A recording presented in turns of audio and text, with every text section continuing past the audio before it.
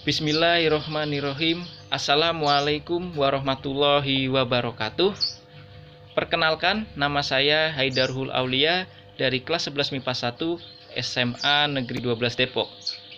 Di sini saya akan menjelaskan mengenai informasi terkini dari COVID-19, cara pencegahannya, dan apa hubungannya dengan sistem imunitas manusia. Pertama-tama, saya akan menjelaskan mengenai informasi terkini dari COVID-19. Berdasarkan laman kompas.com, jumlah pasien yang terjangkit COVID-19 di Indonesia saat ini masih terus meningkat. Kasus tersebut bisa terlihat setelah libur Lebaran kemarin. Berdasarkan data Satuan Tugas Penanganan COVID-19, sejak Senin tanggal 24 bulan 5 tahun 2021 hingga Selasa tanggal 25 bulan 5 tahun 2021 ada penambahan pasien sebanyak 5.060 orang. Dengan demikian, jumlah pasien yang terjangkit mencapai 1,78 juta orang. Terhitung setelah kasus pertama diumumkan pada 2 Maret tahun 2020.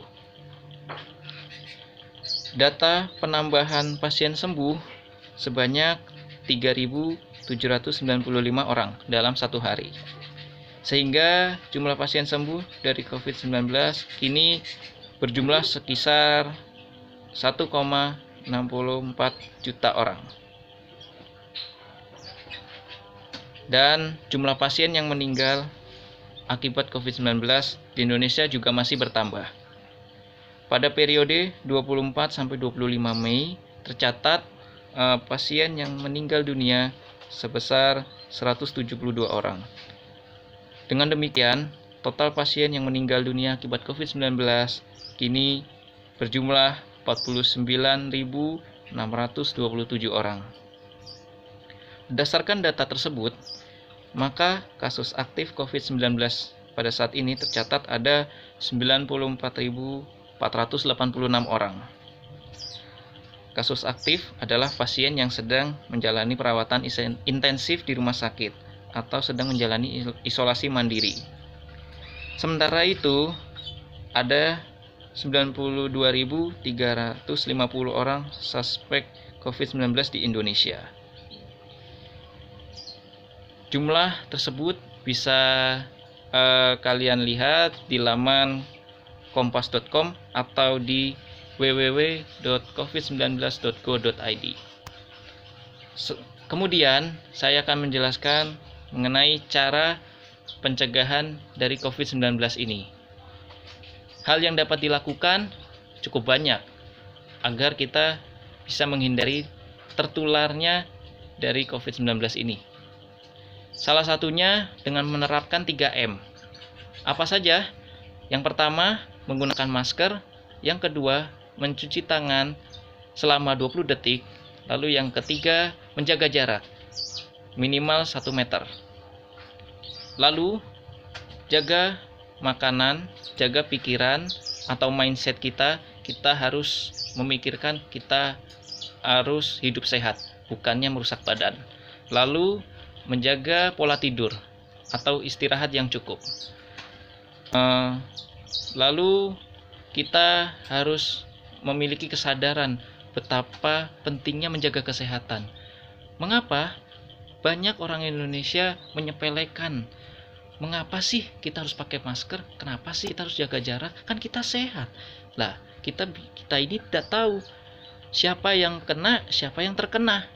Nah, maka dari itu kita perlu adanya 3M tersebut dengan adanya kesadaran.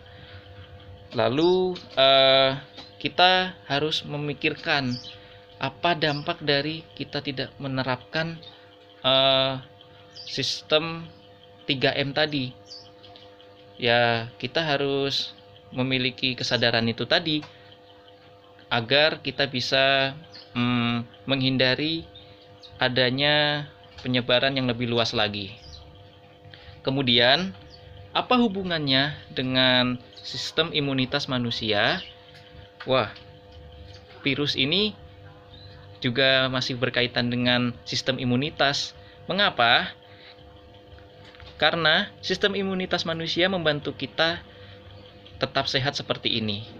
Namun alangkah baiknya kita harus menjaga diri kita supaya lebih sehat dengan menerapkan cara pencegahan yang saya paparkan tadi. Di sini sistem imunitas manusia ada organ kelenjar timus, limpa, kemudian tonsil. Kelenjar timus dia ini sudah ada dari sejak bayi, namun seiring tahun, seiring usia dia akan menghilang. Mengapa? Karena seiring bertambahnya usia, semakin puber manusia, maka sel T tidak diperlukan karena sel T ini fungsinya untuk melindungi manusia saat masih bayi.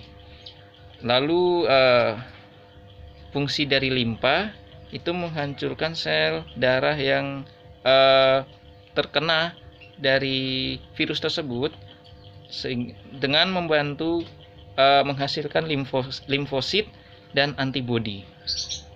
Nah, maka dari itu adalah tes swab antigen dan antibodi. Nah, dilihat dari sistem antibodi manusia tersebut. Misal kita misalnya kita terjangkit, nanti ada datanya di alatnya. Wah, ini terpapar, wah ini sehat. Nah, seperti itu. Peranan dari sistem kekebalan tubuh juga bisa membantu kita mengetahui apakah ini terpapar atau tidak. Kemudian sistem kekebalan tubuh juga berperan sangat penting dalam kehidupan kita.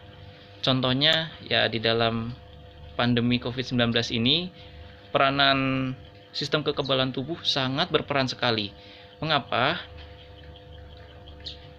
Si virus COVID-19 ini dia akan dimakan dan dihancurkan oleh sel antibodi. Namun prosesnya tidak mudah karena betapa kuatnya virus ini. Bahkan katanya tidak bisa dideteksi oleh antibodi.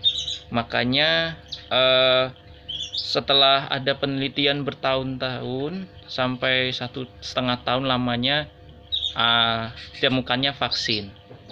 Namun vaksin tersebut bukan sebagai ajang kita untuk wah saya masih bisa sehat nih karena ada vaksin COVID-19. Tidak seperti itu. Kalian harus juga memikirkan nih apa maksud dari menjaga 3M tadi. Walaupun kita sudah divaksin, walaupun kita udah vaksinnya 2 kali, 3 kali, tapi masih tetap ada potensi kita untuk tertular.